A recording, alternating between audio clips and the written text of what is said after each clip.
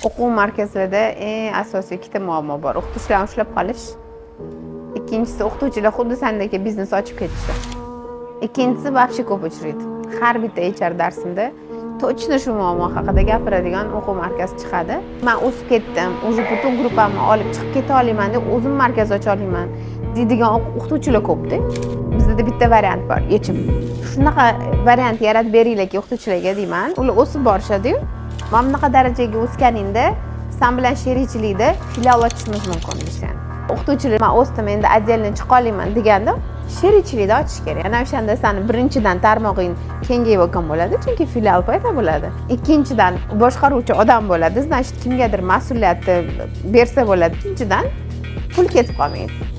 Kelib tushadigan daromadini bo'lib olish kerak. 50 ga, 60 ga, 40 ga. Shuncha yil senga ishlagan, hamma narsaga o'rgatilgan, shuncha tajribasi bor o'qituvchi sendan ketib qolmaydi. Ya'ni jamoangda qolgan bo'ladi.